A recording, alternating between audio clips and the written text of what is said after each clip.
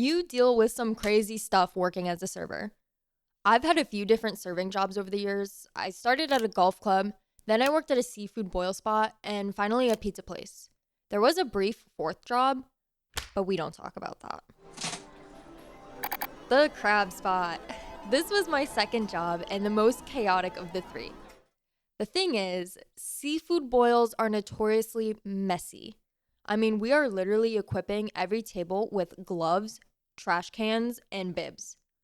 Sorry, turtles. Anyways, they don't come off as fancy meals, but boy, can they get expensive. And that really pissed a lot of people off. The following is a recreation of the type of interaction I'd have every single shift. $25 for a dozen oysters? What is wrong with you? I am not paying that. Oh yeah, I know the stuff like oysters and king crabs are expensive, but there's a lot of other great options too.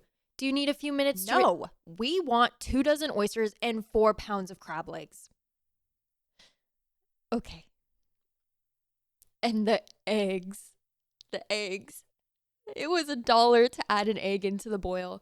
And I get it, $1 isn't a great deal for an egg, but I didn't set the price. And those customers were ruthless, chewing me out over $1 egg.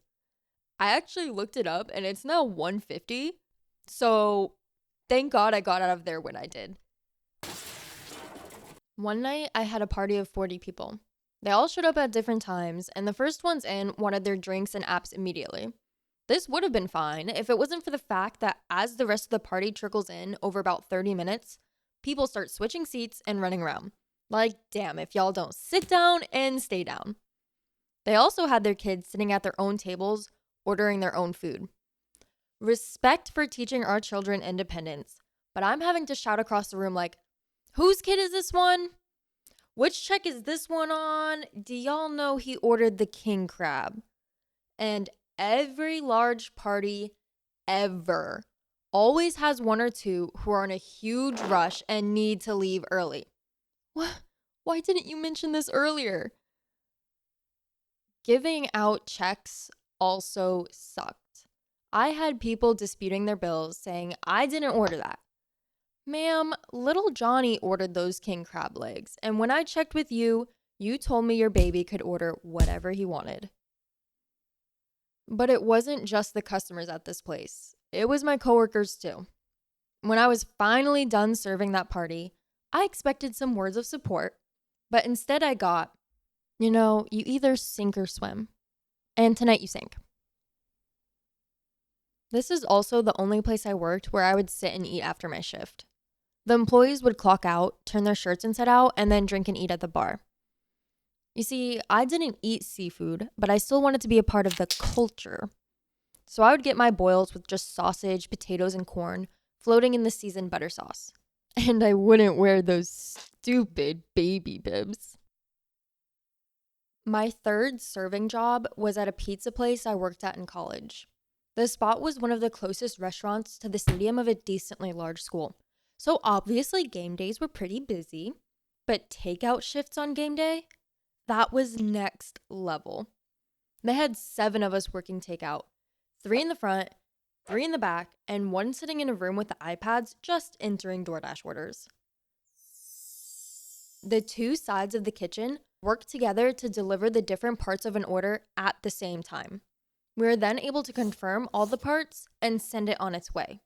But on game days, the sheer quantity of orders breaks down that system pretty quick. It's chaos. The kitchen was only giving us parts of orders, but not completing anything. They were so swamped, wouldn't listen to us, and pretty quickly we just ran out of space to hold the food. It was a literal leaning tower of pizza.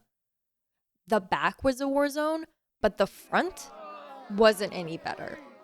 The takeout section was packed like sardines with angry people asking where their food is. I don't know. The takeout standstill wasn't resolved until all the dine-in orders were handled.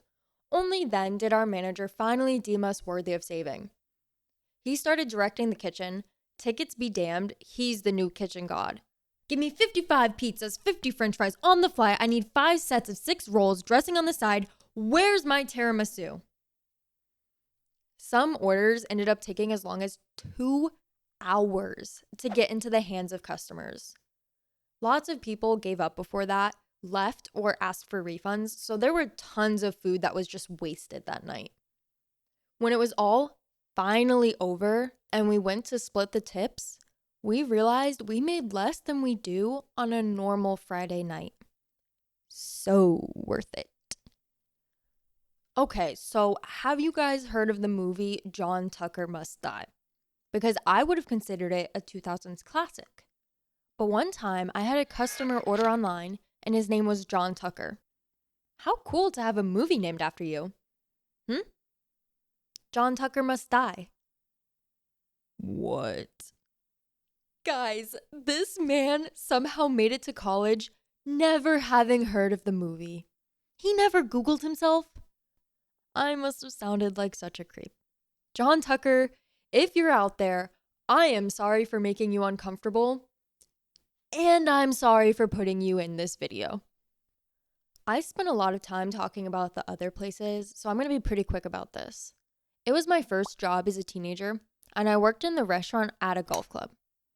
There was an automatic 20% gratuity put on every check, so that was cool. This job is also where I learned that money does not equal class. After working a wedding, I was going around bussing tables, and someone left a mysterious package. It was a dirty diaper. Yeah, we had perfectly good, clean bathrooms, but someone decided to change their baby on our white tablecloths and left the evidence of their crime for us to clean up.